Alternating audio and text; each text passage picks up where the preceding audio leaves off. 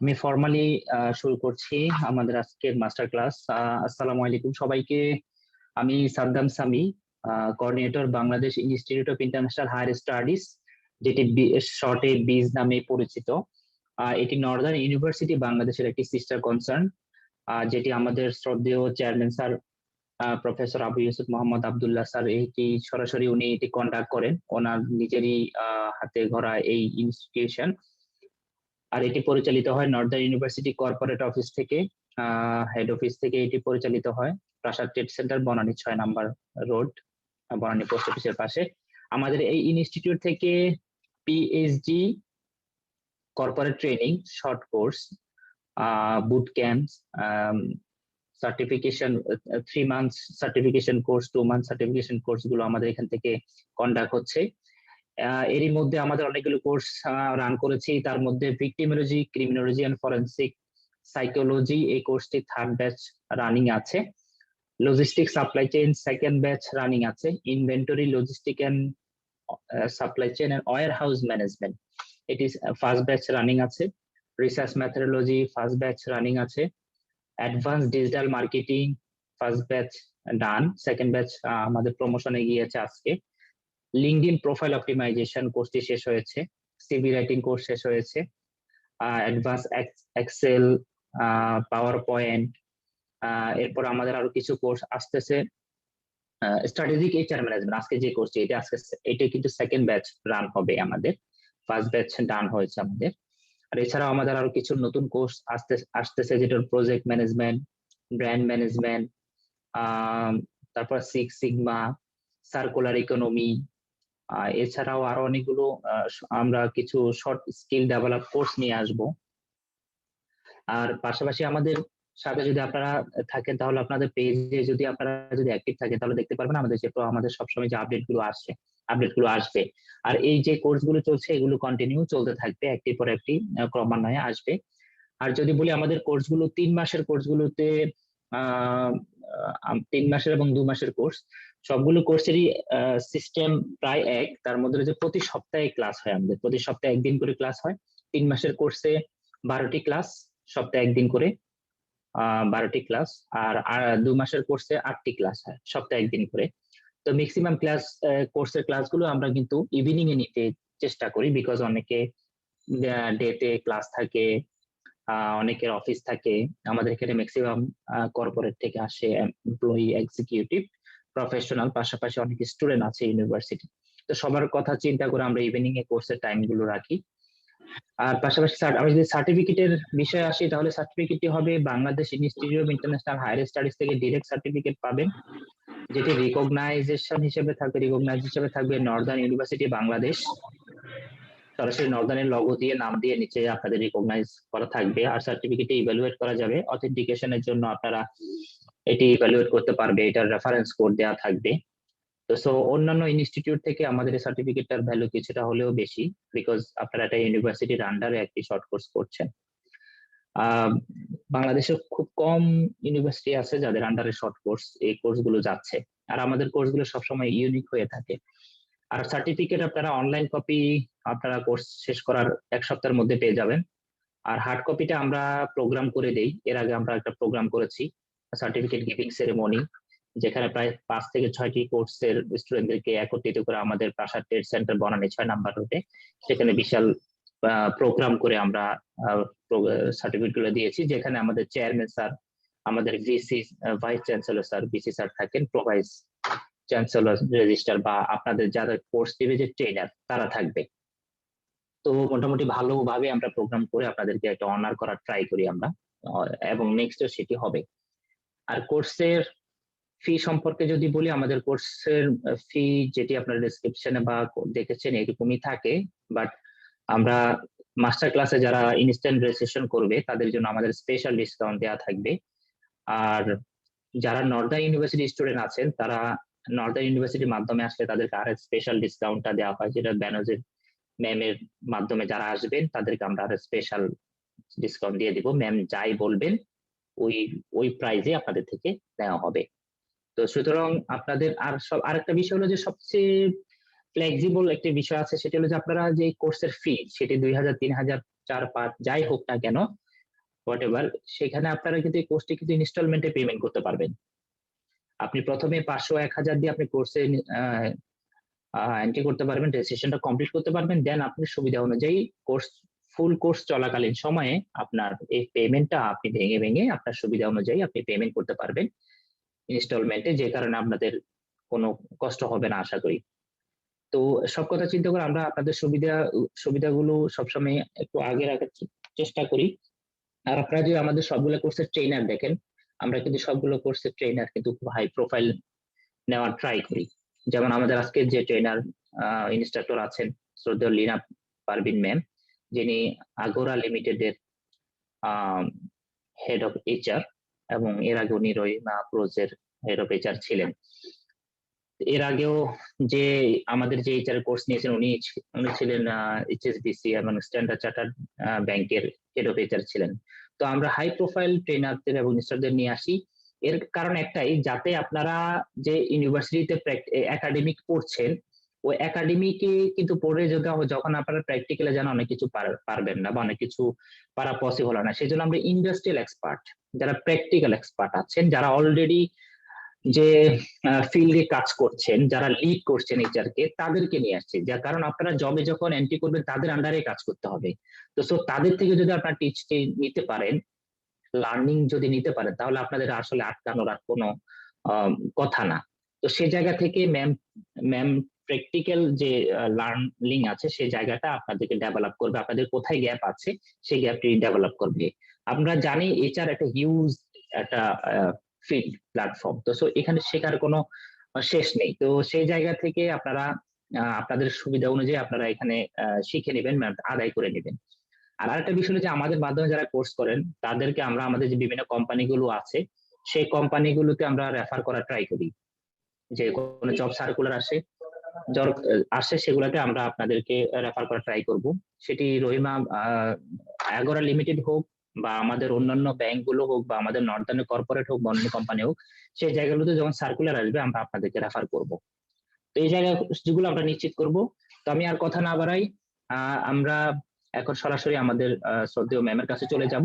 আজকের এই কোর্সটি বিষয়ে ম্যাম আজকে আপনাদেরকে এই মাস্টার ক্লাসের মাধ্যমে উনি আপনাদের এই কোর্সের ইম্পর্টেন্স বা ইফেক্টিভ বা জব লার্নিং বিষয়ে উনি ব্রিফ করবেন। তো ধন্যবাদ সবাইকে। আমি অনুরোধ করব শ্রদ্ধেয় লীনা পারভিন ম্যাম, আপনি আপনার সেশনটি আজকে শুরু করার জন্য। আচ্ছা, আসসালামু আলাইকুম। একটা সেকেন্ড, আমার ভিডিও সামহাও সমস্যা হচ্ছে।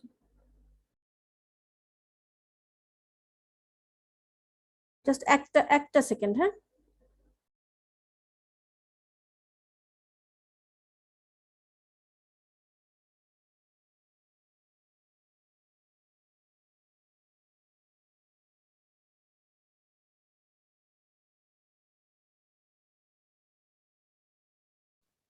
আমরা একটু সময় নেই ম্যাম, আপনি আপনার মতো করে সুবিধা অনুযায়ী আপনি একটু সেট করে আসেন, কোনো সমস্যা নেই, আমরা সবাই আছি।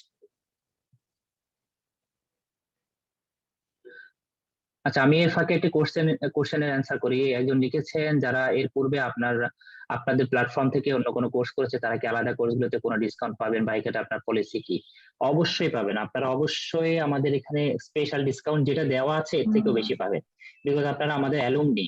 আর আমি আবারও বলে রাখি, আমাদের এখানে যারা কোর্স করবেন তাদেরকে কোর্স শেষে যে আমরা বিদায় দিয়ে দেবো একবারে তা না, আপনারা কিন্তু আমাদের অ্যালুমনি হিসেবে থাকবেন, আপনাদের ডাটা আপনাদের সবকিছু আমাদের কাছে সবকিছু থাকবে। আপনাদেরকে নিয়ে আমাদের হোয়াটসঅ্যাপ গ্রুপ আছে, হোয়াটসঅ্যাপ গ্রুপে সবসময় আমরা আপডেট দিব, ভিডিও গুলো দিব, রেকর্ডিং ক্লাস লেকচার গুলো দিব, এবং আপনাদেরকে নিয়ে একটি প্রাইভেট ফেসবুক গ্রুপ খোলা থাকবে, সেখানে ভিডিও গুলো থাকবে। আপনি 5 বছর 6 বছর পরে যদি সেই গ্রুপে যে সার্চ দিয়ে দেখেন ওই ভিডিও গুলো পাবেন। আর আমি গুগল ড্রাইভ করে ভিডিও গুলো এবং লেকচার শিট গুলো দিয়ে দিব। তো এই সাপোর্ট গুলো পাবেন। আর যারা অন্য কোর্স করছেন তারা তো অবশ্যই স্পেশাল ডিসকাউন্ট পাবেন। তো সো আপনারা, আমি যে চ্যাট বক্সে যে লিংক দিয়েছি গুগল ফর্মের এবং হোয়াটসঅ্যাপ গ্রুপ, ওইখানে আপনারা প্লিজ যারা ইন্টারেস্টেড একটু জয়েন করে ফেলুন। ধন্যবাদ। জি ম্যাম, আপনি শুরু করতে আচ্ছা, পারেন ম্যাম। হ্যাঁ, থ্যাংক ইউ। সবাইকে স্বাগত জানাচ্ছি। আশা করি আপনারা সবাই ভালো আছেন। আচ্ছা, আমরা কি একটু ক্যামেরাটা অন করতে পারি? যদি পসিবল হয়, একটু সবাই সবার সাথে পরিচিত হলাম, একটু দেখলাম।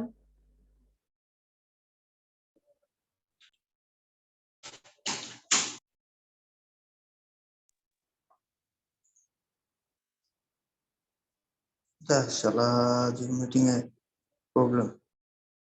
যারা একটু পসিবল তাদেরকে আমরা অন করতে পারেন, আর মাইক্রোফোনটি আপাতত অফ রাখুন যাতে অন্য আচ্ছা, কোনো প্রবলেম, অন্যদের কোনো প্রবলেম না হয়।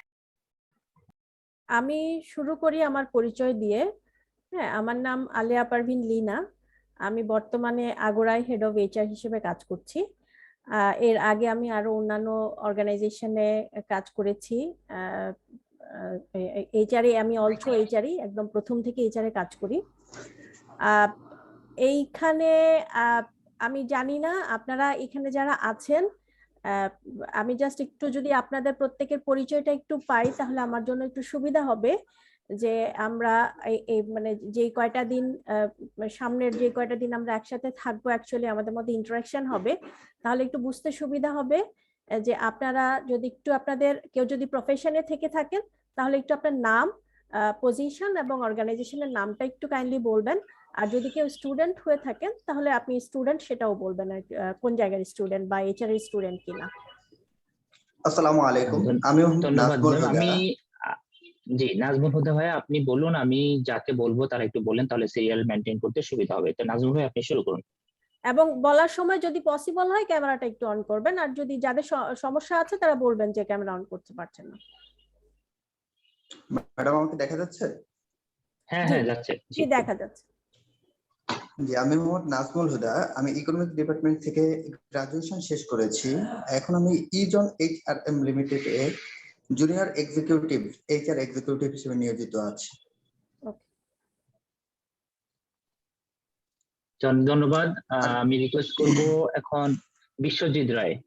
বিশ্বজিৎ রায়, যদি আপনার পরিচয় দিতেন। আসসালামু আলাইকুম অল, আই এম বিশ্বজিৎ রায়। আমি স্টাডি করতেছি সিএসসি ডিপার্টমেন্টে। আমি এবার 12 সেমিস্টারে আছি সিটি ইউনিভার্সিটি থেকে। এই তো।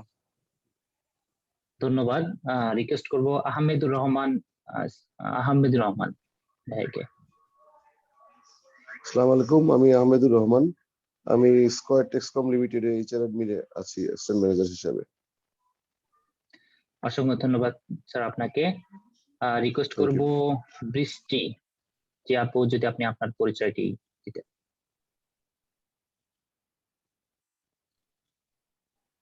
আসসালামু আলাইকুম, আমি বৃষ্টি, নর্দার্ন ইউনিভার্সিটিতে 9th।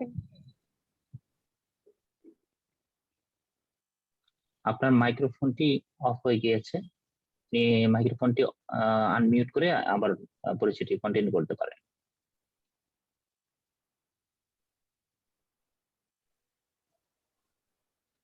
আচ্ছা, আমরা চলে যাচ্ছি সিসিলিয়া গোমেজ।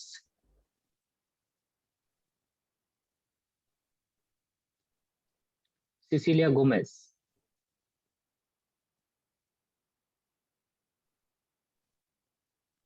মেবি কানেকশন নেই। আমাদের যতজন পার্টিসিপেন্ট আছে এখানে তাদের মধ্যে কতজন অন দা জব আছেন, এইচআর এ কাজ করেন কতজন আছেন, একটু কি বলা যাবে এটা? আমরা মনে হয় সিরিয়ালে গেলে মেবি ম্যাম সবাইকে পাবো। হ্যাঁ, ফারহানা হোসেন মিম, শর্টকাট যদি আপনার পরিচয়টি দিয়ে দেন। আসসালামু আলাইকুম, আমি নর্দার্ন ইউনিভার্সিটি থেকে বিবিএ ডিপার্টমেন্ট 6 সেমিস্টার।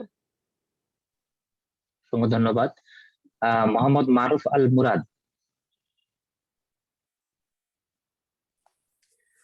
আসসালামু আলাইকুম, আমি মারুফ আল মুরাদ, রংপুর থেকে। আমি জব করছি northern electricity supply company limited, রংপুরে। আমি কন্ট্রোল সুপারভাইজার, ডাটা সেকশনে আছি। Thank you. অসংখ্য ধন্যবাদ। এখন রিকোয়েস্ট করব মোহাম্মদ মোবারক হোসেন। আসসালামু আলাইকুম, আমি মোহাম্মদ মোবারক হোসেন। আমি আছি জেবি লিমিটেডে supervisor labour relation and compliance ডিপার্টমেন্টে। ধন্যবাদ। অসংখ্য ধন্যবাদ। এখন রিকোয়েস্ট করব ঐশী রানী রয়। ঐশী রানী রয়।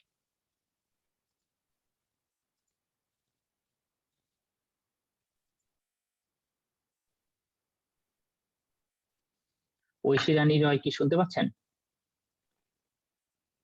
সাদিয়া হোসেন মৌ। আসসালামু আলাইকুম, আমি নর্দার্ন ইউনিভার্সিটি থেকে বিবিএ ডিপার্টমেন্ট 6 সেমিস্টার। অসংখ্য ধন্যবাদ। শামীম রিয়াজ।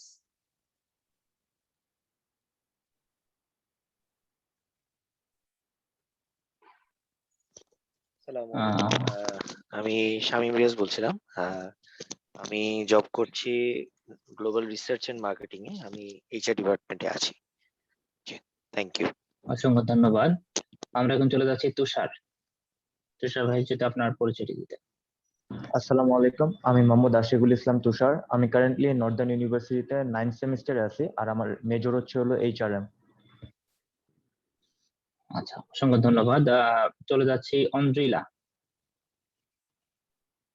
অন্দ্রিলার কাছে চলে যাচ্ছি, তার পরিচয়টি যদি দিতেন।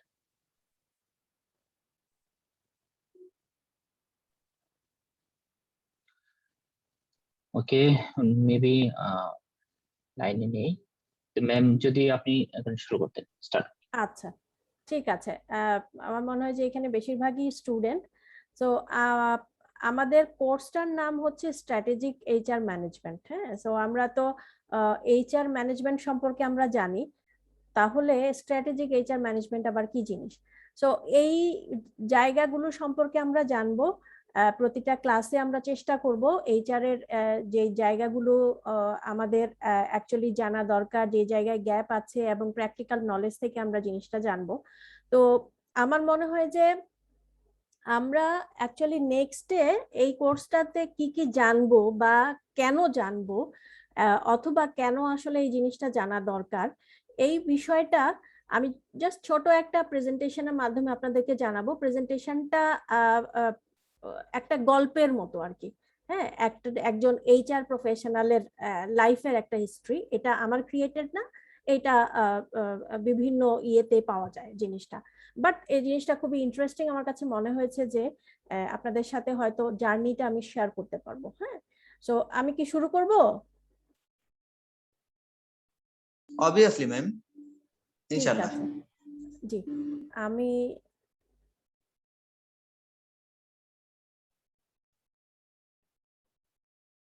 স্ক্রিন কি দেখা যাচ্ছে? Yes ma'am. জি ম্যাম, দেখা যাচ্ছে। ওকে, আমাদের অ্যাকচুয়ালি এই কোর্সটার নাম হচ্ছে স্ট্র্যাটেজিক এইচআর ম্যানেজমেন্ট। আর আমি আমার পরিচয় দিয়েছি, আলিয়া পারভিন লীনা। আমি হেড অফ এইচআর আগোরা লিমিটেডে আছি। আগোরা সম্পর্কে আপনারা সবাই জানেন ডেফিনেটলি, বাংলাদেশের প্রথম রিটেল সুপার স্টোর 2001-এ যাত্রা শুরু করেছে। সো আগোরায় আমি আছি। এর আগে আমি 2 বছর কাজ করেছি, তারপরে এবার আবার এপ্রিল থেকে আছি এখানে। এর বাইরে আমি আমার আর ব্র্যাকে কাজ করেছি, আমি সেভ দ্য চিলড্রেন ইউএসএ তে কাজ করেছি, বিভিন্ন এনজিও তে কাজ করেছি, এবং বিভিন্ন কর্পোরেট হাউসে কাজ করেছি, এবং সবগুলোই আমার এইচআর পজিশনে ছিল। সো সেই হিসাবে বেসিক্যালি আমি কোনো টিচার না, অথবা টিচিং প্রফেশন থেকে আসা মানুষ না। আমি আপনাদের সাথে যে নলেজটা শেয়ার করব সেটা প্রতিটাই হচ্ছে আমার প্র্যাকটিক্যাল এক্সপিরিয়েন্স থেকে। কারণ আমরা যখন এইচআর শুরু করেছি তখন আসলে আমাদেরকে এই যে আজকে যারা আপনারা ক্লাস করছেন বা অথবা বই পাচ্ছেন অথবা গুগল করলে বিভিন্ন ধরনের তথ্য পাচ্ছেন, আমাদের সময় এগুলো কিছুই ছিল না আসলে। ইনফ্যাক্ট এইচআর ডিপার্টমেন্টও আলাদা ছিল না। আমি আমার ক্যারিয়ার স্টার্ট করেছি 2001 সালে, ঢাকা ইউনিভার্সিটি থেকে অনার্স মাস্টার্স করেছি। 2001-এ যখন স্টার্ট করেছি তখন অ্যাকচুয়ালি এইচআর ছিল না, তখন অ্যাডমিনিস্ট্রেশন ডিপার্টমেন্ট বলা হতো। তার পরবর্তীতে ধীরে ধীরে ধীরে ধীরে আমরা হিউম্যান রিসোর্স জিনিসটাকে চিনলাম, হিউম্যান রিসোর্স সম্পর্কে জানতে শুরু করলাম, এবং অ্যাডমিন এবং এইচআর ডিপার্টমেন্টটা আলাদা হয়ে গেল, ফাংশনালি আলাদা হয়ে গেল। সো পরবর্তীতে বাংলাদেশে এইচআর এর ইতিহাসটা আপনারা সবাই কম বেশি জানেন। এখনো যে আমরা এইচআর খুব বেশি স্টেবল কোনো পজিশনে আছি সেটা না, বাট অনেকটাই গুছানো। এই যে দেখেন, আপনাদের মতো নতুন নতুন অনেক মুখ, আপনারা এইচআর সম্পর্কে জানতে চাচ্ছেন, শিখতে চাচ্ছেন, এই যে ইন্টারেস্টটা গ্রো করেছে, এটাই হচ্ছে এত বছর যারা এইচআর এ কাজ করে এসেছে বা আমাদের মতো যারা প্রফেশনাল আছে তাদের একটা কন্ট্রিবিউশনের রেজাল্ট কিন্তু আমি মনে করি এই জায়গাটা। এখন বিভিন্ন ইউনিভার্সিটিতে কিন্তু এইচআর এর উপর কোর্স করানো হয়, যদিও এখনো সব ইউনিভার্সিটি শুরু হয়নি, বাট কয়েকটা ইউনিভার্সিটিতে শুরু হয়েছে, এইচআর এর উপর কোর্স করানো হচ্ছে, এইচআর আলাদা ডিসিপ্লিন ওপেন করা হচ্ছে।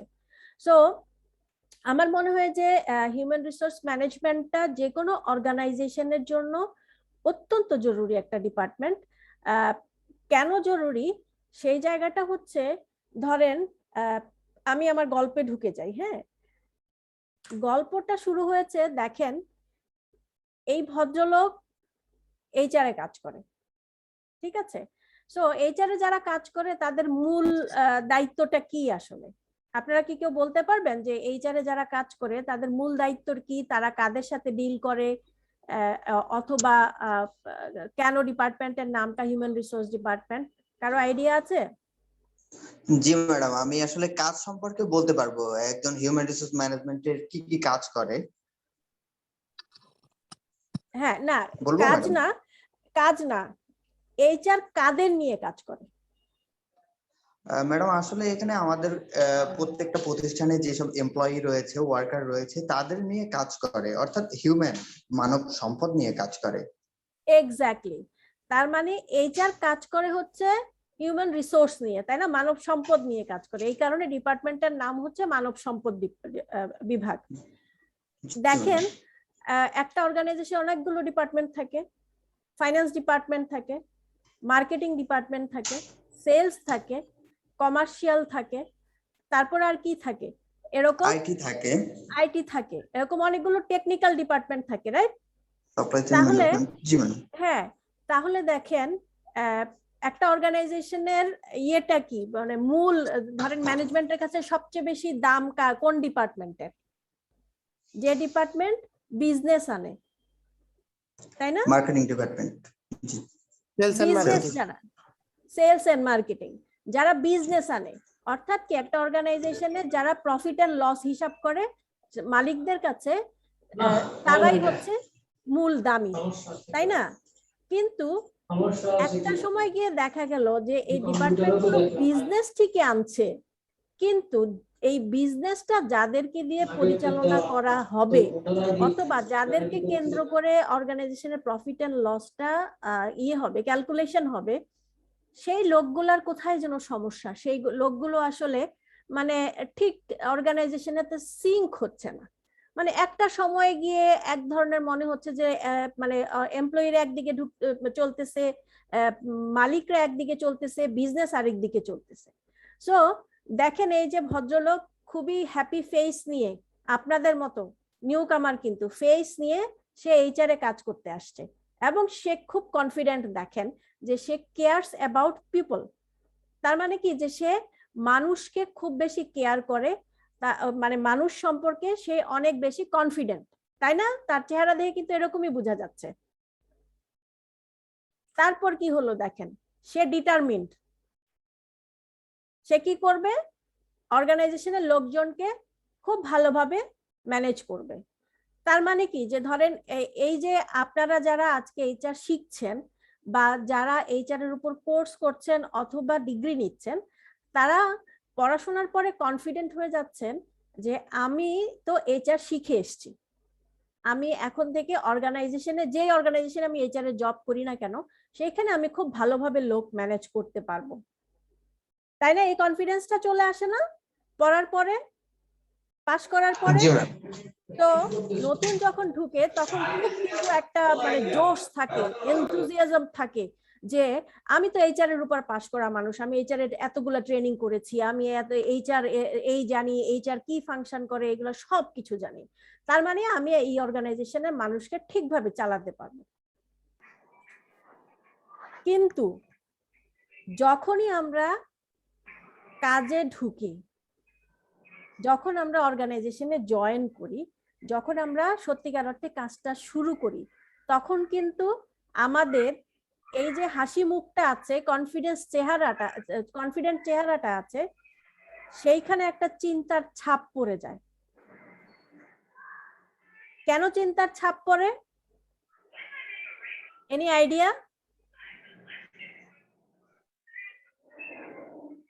চিন্তার ছাপ পড়ে, সে সারাদিন কাজ করে, সে অর্গানাইজেশনে ভ্যালু অ্যাড করার জন্য সারাদিন কাজ করে, কিন্তু দিন শেষে মানে কোথায় যেন একটা খচখচানি থাকে, কোথায় যেন একটা রেজাল্টের ঘাটতি থাকে। আপনারা কি বুঝতে পারছেন আমার কথা? ধরা যাচ্ছে? হ্যাঁ, আচ্ছা, আমার মনে হয় যে আমরা যদি একটু কথা বলতে বলতে মানে আগাই, তাহলে বোধহয় ভালো হবে, না হলে কিন্তু এমনিতে রাত হয়ে গেছে, তারপরে হচ্ছে যে আপনাদের মানে মনোযোগটাও থাকবে না, তাই না? আমিও বুঝতে পারবো না যে আসলে আমার কথাগুলো কি আপনারা ধরতে পারছেন কিনা অথবা কোথাও সমস্যা হচ্ছে কিনা। ঠিক আছে, সো যখন আপনারা দেখবেন যে এইচআর এর উপরে আপনি কাজ করা শুরু করেছেন, তখন হঠাৎ করে আপনার মনে হবে যে আপনি তো সারাদিন কাজ করছেন, কিন্তু নাওয়া খাওয়া ভুলে গিয়ে সারাদিন আপনি এইচআর এর কাজ করছেন, আপনি অ্যাটেন্ডেন্স দেখছেন, আপনি লোক রিক্রুট করছেন, আপনি লোকজনের ট্রেনিং দিচ্ছেন, আপনি স্যালারি দিচ্ছেন, আপনি ম্যানেজমেন্ট যা বলতেছে তাই সবকিছু করতেছেন, কিন্তু তারপরও আপনার কপালে একটা ভাঁজ আছে। আপনি মানে কোথায় যেন দিন শেষে স্যাটিসফ্যাকশনটা আসছে না। ঠিক আছে, কেন স্যাটিসফ্যাকশনটা আসছে না দেখেন এইখানে। But it seems like there is a wall. ওয়ালটা কোথায়? ওয়ালটা হচ্ছে অর্গানাইজেশনে, ওই যে বললাম যারা বিজনেস লিডার আছে সেই লিডারদের সাথে আপনার যদি কানেকশনটা ঠিক মতো না হয়, সেই লিডারদের, কারণ এইচআর কি করে, কাদের জন্য লোক হায়ার করে? বিজনেসের জন্যই তো, নাকি? তাই না? জি। এইচআর বিজনেসের জন্য লোক হায়ার করে। এইচআর কিন্তু বিজনেসকে সাপোর্ট দেওয়ার জন্য যা যা কাজ করা সবকিছু করে, কিন্তু বিজনেস লিডারের সাথে তার একটা দূরত্ব রয়ে গেছে। এখন আপনি মনে করছেন আমি এইচআর এ কাজ করি, আমি তো জানি। একজন বলছিলেন না এইচআর কি কি কাজ করে আপনি সব জানেন, এজন্য বলছিলেন আমাদের মধ্যে। জি ম্যাডাম, আমি জানি ম্যাডাম। হ্যাঁ, কি কি কাজ করে বলেন তো? ম্যাডাম সর্বপ্রথমে রিক্রুটমেন্ট করে। হ্যাঁ হ্যাঁ, রিক্রুটমেন্ট অর্থাৎ নিয়োগ যেটা, তারপরে হচ্ছে গিয়ে সিলেকশন করে, ইন্ডাকশন করে, training and development, maintenance, motivation and resource planning, 8টা কাজ করে থাকে। ওকে, সো এই যে দেখেন, আপনি জয়েন করলেন এইচআর হিসেবে, অর্গানাইজেশন আপনার জব ডেসক্রিপশন ঠিক করে দিল, আপনি রিক্রুটমেন্ট করবেন, আপনি ইন্ডাকশন করবেন, আপনি ট্রেনিং এন্ড ডেভেলপমেন্ট দিবেন, আপনি এমপ্লয়ীদেরকে মোটিভেশন দিবেন, এই এই যে আপনি 8টা কাজের কথা বললেন, রাইট? আপনি তো মনে করছেন যে এই 8টা কাজই আপনাকে করতে হবে, সো আপনি গদবাঁধা এই 8টা কাজই করে গেলেন। না ম্যাডাম, এই 8টা কাজ আমার রুলস, বাট আমার অন্যান্য অনেক কাজ একজন এইচআর ম্যানেজারের, একজন এইচআর এক্সিকিউটিভের এ টু জেড কাজ থাকে ম্যাডাম। এক্স্যাক্টলি, সো আপনি আপনার ডিপার্টমেন্টকে মনে করলেন স্বয়ংসম্পূর্ণ, আপনি আপনার ডিপার্টমেন্টে আপনার মতো করে অফিসে যাচ্ছেন, আপনার সিটে বসছেন, আপনি আপনার মতো করে কাজ শেষ করছেন, দিন শেষে আপনার কাজ শেষ করে আপনি বাসায় চলে যাচ্ছেন, ঠিক আছে? কিন্তু এইদিকে হচ্ছেটা কি দেখেন, তারপরও আপনি অর্গানাইজেশনের যে টোটাল ওয়ার্ক ফ্লো আছে, ওই ওয়ার্ক ফ্লোর মধ্যে কোথাও আপনি একটু বাধা পাচ্ছেন। সেই বাধাটা কি পাচ্ছেন?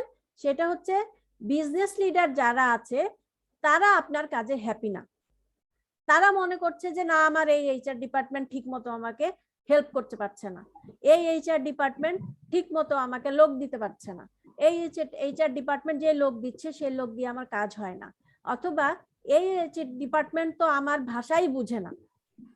মানে সে চাইলো একরকম লোক, আপনি দিলেন আরেক রকম লোক, তাহলে কিন্তু দুইজনের যে প্রয়োজনটা, সেই প্রয়োজনটা আলটিমেটলি এক জায়গায় আসলো না। না আসার কারণে কি হলো? না আসার কারণে বিজনেস কিন্তু ক্ষতিগ্রস্ত হয়। দেখেন, আপনি নিজে একটু ফিল করবেন, এখন যারা কাজ করেন তারা হয়তো ভালো বলতে পারবেন যে অর্গানাইজেশনে যখন কাজ করেন আপনি তো নিজের জন্য কাজ করেন না, তাই না? আপনি অন্য ডিপার্টমেন্টকে হেল্প করছেন।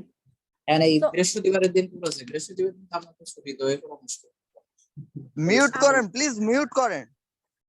আমার মনে হয় যে আমাদের মধ্যে যারা আছি তারা একটু, যাদের কথা বলতে হবে না তারা একটু মিউট করে নিলে ভালো হবে। হ্যাঁ, তো দেখেন, এই যে এইচআর ভদ্রলোক, এই ভদ্রলোক সে মনে করছে যে বিজনেস লিডারের হৃদয়ে পৌঁছাতে পারছে না, কোথায় যেন বিজনেস লিডার তাকে মানে একসেপ্ট করছে না, অথবা মানে তার প্রয়োজন কেন মিটাতে পারছে না? তাহলে সে চিন্তা করতেছে যে তাহলে আর কি দিলে আসলে বিজনেসকে হ্যাপি করা যাবে, আর কি করলে বিজনেস আমার উপর হ্যাপি হবে। আপনারা যারা অলরেডি অন দা জবে আছেন তারা জানেন যে অর্গানাইজেশনে এইচআর এর উপর কিন্তু সবাই খুশি থাকে না, থাকে? জি না ম্যাডাম। এইচআর এর উপর খুশি থাকে না, সব সময় কমপ্লেইন থাকে না এইচআর এর নামে? ম্যাডাম এটা সব প্রতিষ্ঠানে না, এটা কিছু কিছু প্রতিষ্ঠানে। এক্স্যাক্টলি। হ্যাঁ, তো এই যে এই ধরনের ইয়েটা থাকে যে বিজনেস লিডারদের সাথে কোলাবোরেশনটা হচ্ছে না, ঠিক আছে? সো সেই জায়গায় আমরা যদি একটু দেখি যে অ্যাকচুয়ালি এই যে দেয়ালটা আমরা কিভাবে পার হব, এইচআর এর হিস্ট্রি যদি আমরা একটু দেখি তাহলে এইচআর এর হিস্ট্রি আমরা কি দেখি বলেন? এইচআর একদম আমি যেটা বলেছিলাম, আমি যখন ক্যারিয়ার শুরু করেছি তখন কিন্তু হিউম্যান রিসোর্স নামে কিছু ছিল না, ঠিক আছে? তখন সার্ভিস ডিপার্টমেন্ট বলতো, আপনারা কি জানেন কিনা জানি না, তখন সার্ভিস ডিপার্টমেন্ট বলতো কিন্তু। হ্যাঁ, যে সেই সার্ভিস ডিপার্টমেন্ট থেকে কি হলো পরবর্তীতে, সেই পরবর্তীতে হলো যে আপনার কয়েকটা ধাপে ধাপে ধাপে ধাপে কিন্তু আজকের এইচআরটা এসছে। যেমন সার্ভিস ডিপার্টমেন্টে প্রথম দিকে কি করতো, তারা হায়ার করত, পেমেন্ট দিত, এবং মানে লোকজন যে প্রশ্নগুলো করতো অর্গানাইজেশনে এমপ্লয়ীদের, অন্যান্য এমপ্লয়ীদের যে প্রশ্ন থাকে অথবা জানার বিষয় থাকে সেই জায়গাগুলো তারা মিটাতো, রাইট? তারপরে কি ছাঁটাই করতো ম্যাডাম। হ্যাঁ, হায়ার এন্ড ফায়ার করতো শুধুমাত্র। সো তারপরে কি আসলো, তারপরে কিছু রিপোর্টিং আসলো, অর্গানাইজেশনের নিয়ম কানুন করার প্রয়োজন দাঁড়ালো, তখন কিন্তু পলিসি শব্দটা আসলো, তাই না? জি ম্যাডাম, পলিসি শব্দটা আসলো। এবং কমপ্লায়েন্স কিন্তু সব সময় ছিল, কমপ্লায়েন্স কিন্তু কখনোই অর্গানাইজেশন, কারণ অর্গানাইজেশন চলতে গেলে আপনার এই যে আইন কানুন এই জায়গাগুলো কিন্তু মানতে হতো। জি ম্যাডাম, ল ছিল। তারপরে এই যে কাজগুলো, প্রাথমিক স্তরের যে কাজগুলো, এই কাজগুলো পরবর্তীতে আমাদেরকে কি করলো, যে আমাদের ইন্টারনাল কিছু মনিটরিং তৈরি করলো এবং এক্সটার্নাল কিছু মনিটরিং তৈরি করলো। সো ইন্টারনাল মনিটরিং এ কি আছে দেখেন, ইন্টারনাল মনিটরিং এ ছিল হচ্ছে এমপ্লয়ি রিটেনশন, এমপ্লয়ি এনগেজমেন্ট এবং হচ্ছে এমপ্লয়ি মুভমেন্ট। হ্যাঁ, সো এই কাজগুলো যখন করা শুরু হলো তখন আমি একদমই কিন্তু গ্লিমস দিচ্ছি। হ্যাঁ, গ্লিমস দিচ্ছি কি কারণে, একটা জার্নি যেন আমরা বুঝতে পারি যে এইচআর কোথা থেকে শুরু হলো। স্ট্র্যাটেজিক এইচআর এ যেতে গেলে আমাদেরকে এইচআর এর এই জার্নিটা আসলে জানতে হবে।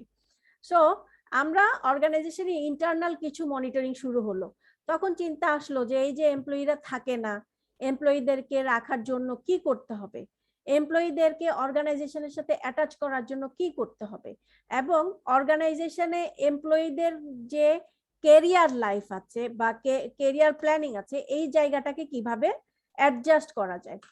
সেই জায়গা থেকে আরো কিছু আসলো যেটা হচ্ছে এক্সটার্নাল মনিটরিং। এক্সটার্নাল মনিটরিং এর মধ্যে কি আছে, মার্কেট বেঞ্চমার্কিং, অর্গানাইজেশনের যে অর্গানাইজেশন টু অর্গানাইজেশন আমরা একটা বেঞ্চমার্ক করি না অর্গানাইজেশনে, আমার process policy, compensation and benefit package, এই জায়গাগুলো আমার অর্গানাইজেশনের অবস্থান অন্য আমার লাইক মাইন্ডেড অর্গানাইজেশন গুলোর সাথে কি আছে, করি কিনা, যারা কাজ করেন তারা তো জানেন, তাই না? আমরা একটা কিন্তু বেঞ্চমার্কিং করি অর্গানাইজেশনে। তো দেখা গেল কি, আপনি দেখেন ট্রান্সফর্ম হয়ে কিন্তু সার্ভিস ডিপার্টমেন্ট থেকে পিপলে এবং চলে আসলো, রাইট? তারপরে দেখা গেল যে এইগুলা কিছু কিছু ইম্প্যাক্ট কিন্তু অর্গানাইজেশনে ফেলা শুরু করলো। তারপরও সেই জায়গায় এগেইন প্রবলেম রয়ে গেল। প্রবলেমটা কি, বিজনেসের সাথে কোথাও যেন অ্যালাইন হচ্ছে না, কাজ হচ্ছে কিন্তু বিজনেস ইম্প্যাক্টটা খুব বেশি পরিমাণে আসছে না। মানে HR department, business department, management, অর্গানাইজেশনের অবজেক্টিভ, এই সব কিছুর মধ্যে কোথাও যেন সিনক্রোনাইজেশনের জায়গাটা গ্যাপ থেকে যাচ্ছে। সো এই জায়গায় দেন এই ভদ্রলোক এইচআরে যে কাজ করে, এইচআর তখন নিজে নিজে কিন্তু ভাবে যে আমি আসলে এই যে বিজনেসের ভিতরে ঢোকার জন্য আমাকে কি করতে হবে, বিজনেস লিডার আসলে কোন জিনিসটা চায় এবং বিজনেস লিডার অ্যাকচুয়ালি কোন কাজটা কোন সার্ভিসটা পেলে কিভাবে পেলে সে হ্যাপি হবে। আপনারা কি বুঝতে পারছেন জিনিসগুলো? জি ম্যাম। ওকে, তারপরে দেখেন এইচআর প্রথম কি করতো, তার কাজটা শুরু করেছিল ফাইলিং, হায়ারিং, ফায়ারিং, এবং তারপরে আস্তে আস্তে আসলো যে এমপ্লয়ীদের প্রসেস পলিসি তৈরি করা এবং এমপ্লয়ীদের ডেভেলপমেন্ট, এমপ্লয়ীদেরকে অর্গানাইজেশনের মধ্যে রাখা, মার্কেট বেঞ্চমার্ক, এবং এই জায়গাগুলোর দিকে আস্তে আস্তে কিন্তু এইচআর এর ট্রান্সফরমেশনটা ঘটছে।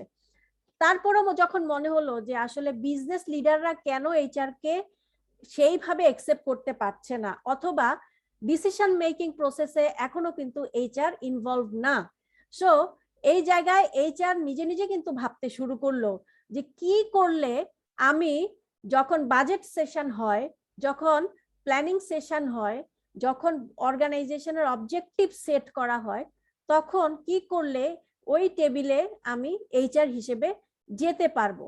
বাস্তবিক অর্থে আসলে আমি তো বাইরের থেকে কাজ করছি, আমি তো ভিতরে ঢুকতে পারছি না।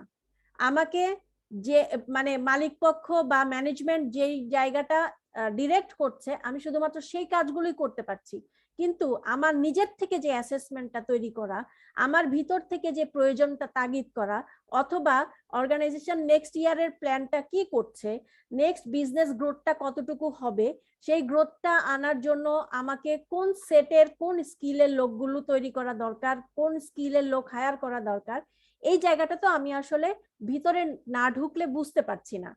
সেই জায়গায় আস্তে আস্তে এইচআর এর চিন্তার থট প্রসেসে কিন্তু পরিবর্তন আসতে থাকলো। এইচআর নিজেরাই ভাবলো কি করলে আমি টেবিলের পাশে বসতে পারি, আমার বিজনেস লিডারদের পাশে বসতে পারি। সেই জায়গায় দেখেন এটা হচ্ছে সলিউশনটা কি দাঁড়ালো, সলিউশন হচ্ছে বিজনেসের ভিতরকার যে প্রবলেমগুলো আছে সেই প্রবলেমগুলো যদি এইচআর আইডেন্টিফাই করতে না পারে তাহলে এইচআর সব সময় দরজার বাইরে থাকবে, এরকম করে দরজার বাইরে দাঁড়ায় থাকবে, সব সময় ওয়াচারের ভূমিকা পালন করতে হবে, কখনোই কন্ট্রিবিউটরের ভূমিকা পালন করতে পারবে না। তখন কি করতে হবে যে আপনার বিজনেসের ভিতরে প্রসেসে যেই প্রবলেমগুলো আছে সেই প্রবলেমগুলোকে এইচআর নিজে রিয়েলাইজ করতে হবে, নিজে রিয়েলাইজ করে সলিউশনের রাস্তা বের করতে হবে। এবং এই জায়গা থেকে কিন্তু আজকে আমরা দেখি না যে একটা এইচআর বিজনেস পার্টনার পজিশনের ইয়ে হয়েছে, জানেন তো এটা না, এইচআর বিপি বলি আমরা। জি ম্যাডাম জানি। এইচআর বিজনেস পার্টনার, ঠিক এই কনসেপ্ট থেকে কিন্তু এইচআর বিজনেস পার্টনার কনসেপ্টটা তৈরি হয়েছে, এখন যেই কনসেপ্টটা চলছে রানিং। কেন? কারণ এই যে এই আপনি থার্ড আই ভিউ থেকে যে সলিউশনটা করতে পারবেন, কিন্তু ডিরেক্টলি যদি আপনি বিজনেসের সাথে ইনভলভ থাকেন, বিজনেসের লিডারশিপের সাথে ইনভলভ থাকেন, আপনি যদি ডেডিকেটেডলি শুধুমাত্র আপনার মানে বিজনেস ডিপার্টমেন্ট গুলোকে হেল্প করতে চান, তাহলে আপনি তাদের ডে টু ডে যে অ্যাক্টিভিটিস গুলো আছে, ডে টু ডে যে চাহিদাগুলো আছে, সেই চাহিদাগুলো আপনি জানতে পারবেন, সে অনুযায়ী আপনি এইচআর প্ল্যানটা করতে পারবেন, সে অনুযায়ী আপনি কোলাবোরেশনের মাধ্যমে কিন্তু কাজগুলো করতে পারবেন। ঠিক আছে, তারপরে এইচআর ট্রান্সফরমেশনটা না দেখেন, এইটাকে বলে হচ্ছে কি বিজনেস লেন্স। এইচআর কি হলো, এইচআর ভিন্ন একটা দৃষ্টির থেকে বিজনেসের দৃষ্টিতে পরিণত হলো। কিভাবে হলো?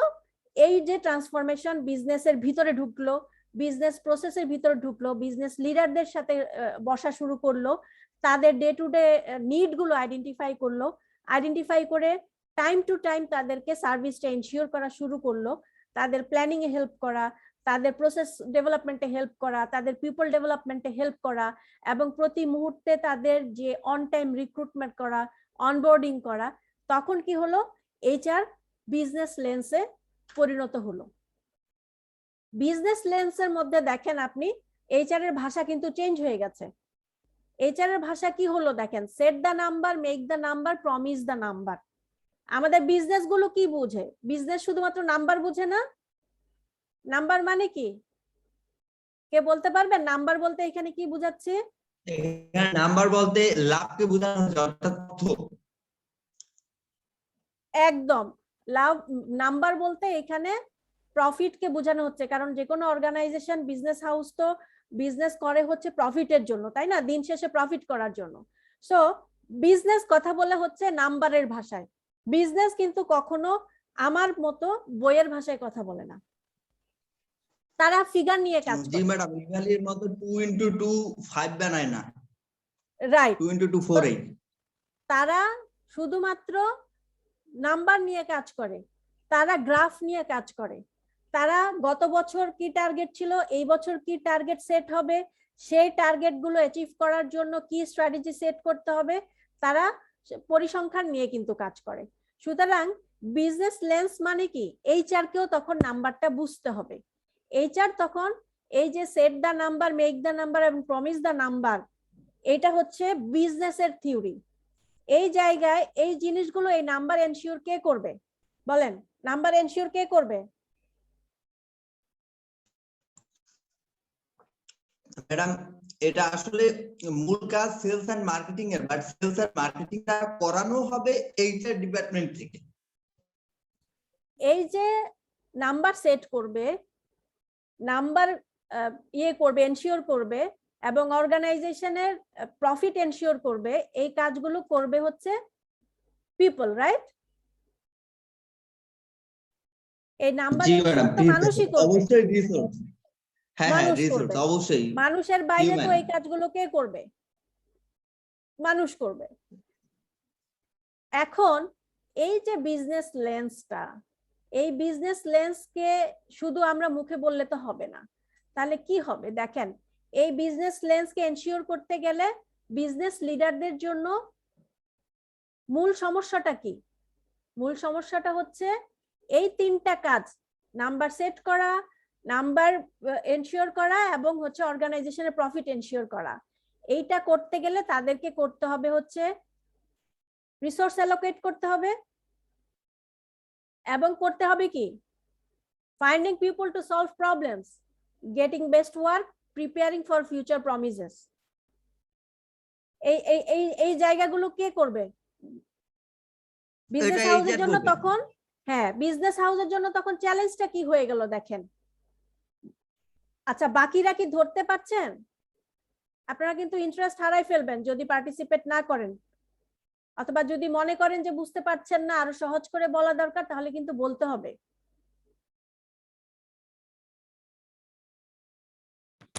ম্যাডাম, এই জায়গাটা একটু ক্লিয়ার করে বলে ভালো হতো। ওকে, চ্যালেঞ্জের জায়গাটা এই যে ম্যাডাম অ্যাকুরেট রিসোর্স ফাইন্ডিং, এই যে টোটাল এই কাজটা আমাদের একটু কাইন্ডলি ক্লিয়ার। ওকে, সো আমি কিন্তু আজকে আপনাদেরকে জাস্ট গ্লিমসটা দেখাচ্ছি, হাইলাইটেড জিনিসটা দেখাচ্ছি যে আমরা স্ট্র্যাটেজিক ম্যানেজমেন্ট যে বিভিন্ন ইস্যুগুলো পড়বো, সেই ইস্যুগুলো পড়ার আগে এটা হচ্ছে জাস্ট একটা আপনাদের ধারণার জন্য। আপনি দেখেন বিজনেস লিডারদের কি দরকার, বিজনেস লিডারদের কাছে মালিক কি চায়? চায় হচ্ছে প্রফিট এনশিওর করা, ঠিক আছে? প্রফিট এনশিওর করবে কে? মানুষ। কিন্তু বিজনেস লিডারদের হাতে সেই সময়টা নাই যে তারা কি বিজনেস স্ট্র্যাটেজি সেট করবে, মার্কেট তৈরি করবে, নাকি এই প্রফিট এনশিওর করার জন্য যে লোক দরকার এই লোক ঠিক করবে, লোক ডেভেলপ করবে, লোকদের কাছ থেকে বেস্ট আউটপুট এনশিওর করবে, তারপরে হচ্ছে এই লোকজনকে দিয়ে প্রমিস করাবে যে আমার এই প্রফিট এনশিওরের জন্য তাদের কি কি করতে হবে। তো এইখানে আপনি দেখেন রিসোর্স অ্যালোকেটিং মানে কি? Recruitment, right? Madam, recruitment. Recruitment, finding people to solve problems, এটা হচ্ছে সিলেকশন। সিলেকশন, জি, ইন্টারভিউ বোর্ডে প্যানেল চেকটা করে।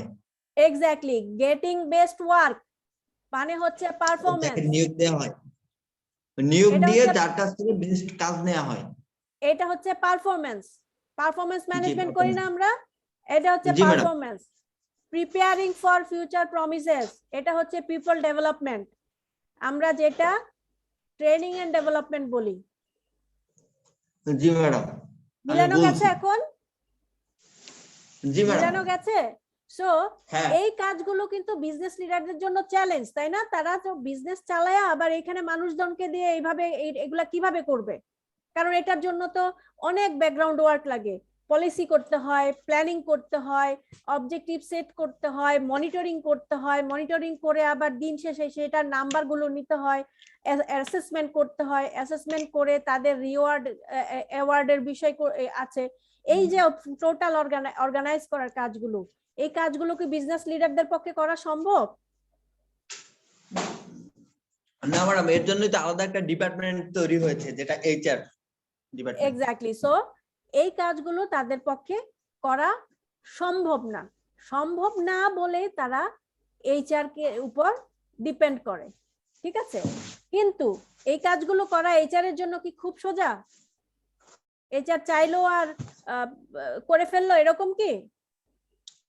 না ম্যাডাম, এর জন্য তো টার্মস এন্ড পলিসি আছে, অনেক তা না। প্রসেস আছে। তাহলে সেইখানে এইচআর এর কমপ্লিকেশন গুলো কোন জায়গায় দেখেন আপনি? এইচআর বিজনেসের যে সমস্যা আছে এই সমস্যাগুলো সমাধান করতে চায়, কিন্তু এইচআর এর জন্য তো অনেক চ্যালেঞ্জ আছে। সঠিক রিসোর্সের লোকটা পাওয়া যায় না, সঠিক স্কিলের লোকটা পাওয়া যায় না, টাইমলি আমার একটা টাইম বাউন্ড থাকে, এতদিনের মধ্যে আমাকে একটা লোক অনবোর্ড করতে হবে, সেটা হয় না। আমার বিজনেস থেকে সঠিক ম্যান পাওয়ার প্ল্যানিংটা দেয় না, তাই না? তাদের অ্যাকচুয়ালি কতজন লোক লাগবে, কতজন কোন স্কিলের লোক লাগবে, কি পরিমাণ এক্সপিরিয়েন্সের লোক লাগবে, এই রিকোয়ারমেন্টস গুলো বিজনেস ঠিকমতো আমাকে, অন্য ডিপার্টমেন্ট আমাকে ঠিকমতো দিতে পারে না। এই জায়গাগুলো কিন্তু এইচআর এর জন্য একটা বড় প্রবলেম। তো এইখানে এইচআর এর হাতে কিন্তু তখন হয় কি, প্রচুর ইনফরমেশন চলে আসে না এমপ্লয়ি সম্পর্কে। এই ইনফরমেশন গুলো তো এইচআর এর জন্য একটা রিসোর্স নাকি? এইচআর এর জন্য একটা বড় রিসোর্স হিসেবে কিন্তু থাকে। সো এইচআর এর কাছে যখন এই জিনিসটা রিসোর্স হিসেবে থাকে, তখন এইচআর কে ডিসিশন নিতে হয়। দেখলে যদি এরকম যদি খাওয়ানোর যদি না থাকে, তাহলে তো ফোন দিয়ে কমবো না, টাকা তো ঠিকই 3000 নেবেন।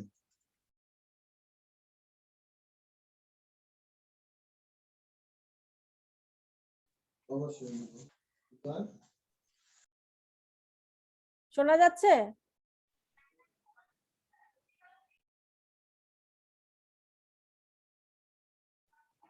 শোনা যাচ্ছে? শুনে যাচ্ছে ম্যাম।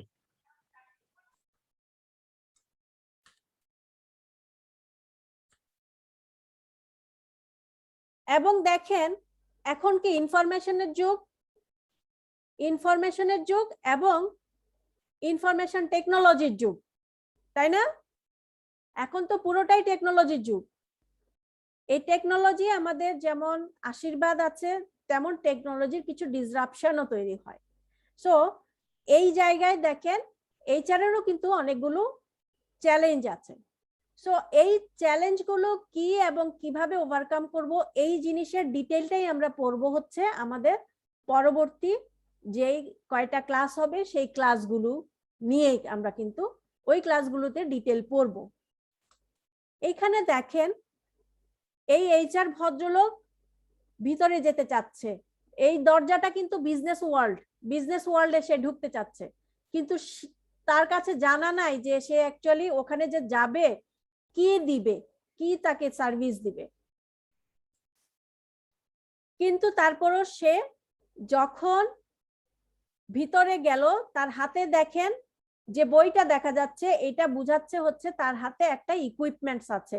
তার মানে সে যথেষ্ট ইনফরমেশন নিজের হাতে নিয়েছে, যথেষ্ট মেথডোলজি সে দাঁড় করিয়েছে, সে যথেষ্ট নলেজ নিজের গেইন করেছে, যেটা দিয়ে সে এখন কনফিডেন্ট যে বিজনেসকে সে সাপোর্ট দিতে পারবে। সে আর এখন আলাদা কোনো সত্তা না, ঠিক আছে, যেটা বিজনেসের জন্য ইউজফুল হবে। দেখেন এখন কিন্তু স্ট্র্যাটেজিক টেবিলে বসে গেছে এইচআর। যে এইচআর কে সবসময় দরজার বাইরে রাখা হতো, সেই এইচআর এখন বিজনেসের সাথে বসে বিজনেসের ল্যাঙ্গুয়েজে কথা বলে এবং বিজনেসে ভ্যালু অ্যাড করার জন্য সে প্রপোজাল দিচ্ছে। ঠিক আছে, এই হচ্ছে দেখেন তাদের মধ্যে ডিসকাশন। বিজনেস লিডার মনে করছে যে সে কোন ইনফরমেশনটা তার জন্য জরুরি, কি প্রবলেম সলভ করতে হবে, এবং এইচআর মনে করছে যে তার এখানে কি টুল ব্যবহার করা উচিত, কোন মেথডে আগানো উচিত, কোন ইয়েতে স্ট্র্যাটেজিতে কথা বলা উচিত।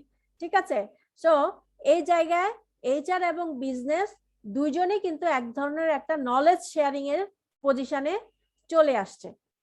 ঠিক আছে, সো এই যে দেখলেন এতক্ষণ আমি যে প্রেজেন্টেশনটা দেখালাম, এটা একটা স্টোরি দেখালাম, এইচআর এর স্টোরি দেখালাম। এই স্টোরিতে যেই জায়গাগুলো আমরা আইডেন্টিফাই করলাম যে বিজনেসের কোন প্রবলেম, এইচআর এর কি প্রবলেম, বিজনেসের সাথে এইচআর এর কোথায় গ্যাপ, কেন এইচআর কে বিজনেসের ল্যাঙ্গুয়েজটা জানতে হবে, এই যে জায়গাগুলো, এই জায়গাগুলো হচ্ছে স্ট্র্যাটেজিক এইচআর ম্যানেজমেন্ট বলে। কে বলতে পারবেন, বলেন তো এই স্টোরি থেকে আমরা কি শিখলাম?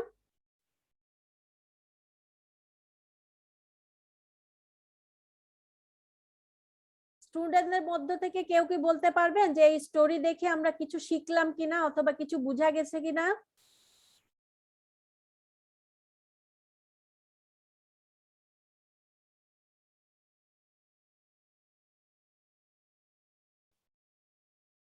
আছেন আপনারা নাকি?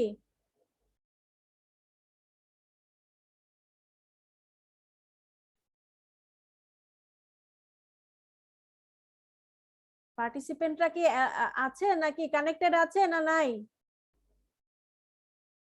নাকি আমি ডিসকানেক্টেড? সবাই তো কানেক্টেড আছে, রেসপন্স করেন সবাই, ইয়েস নো বলেন, অন্তত পক্ষে ইয়েস নো বলেন যে ইয়েস ম্যাম বা ওকে নো, জাস্ট রেসপন্স করেন আপনারা। দেখেন আপনারা কিন্তু টাইম দিচ্ছেন এখানে, রাইট? টাইম ইজ মানি, এবং Yes, ma'am. এটা আপনাদের যদি কোনো ভ্যালু অ্যাড না হয় তাহলে কিন্তু এই যে এতক্ষণ আপনারা বসে আছেন এটা আপনাদের জন্য লস, আমি যে বসে আছি আমার জন্যও লস। ঠিক আছে, এবং পরবর্তীতে যে ক্লাসগুলো হবে সেই ক্লাসগুলোতে যদি আপনারা কোনো ধরনের ভ্যালু মানে নিয়ে যেতে না পারেন তাহলে কিন্তু লসটা আপনাদের হবে।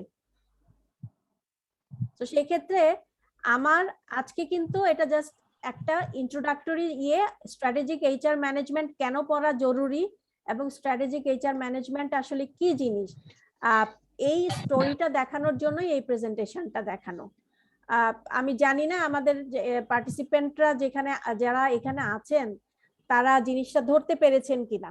হ্যাঁ, so I am not confident enough.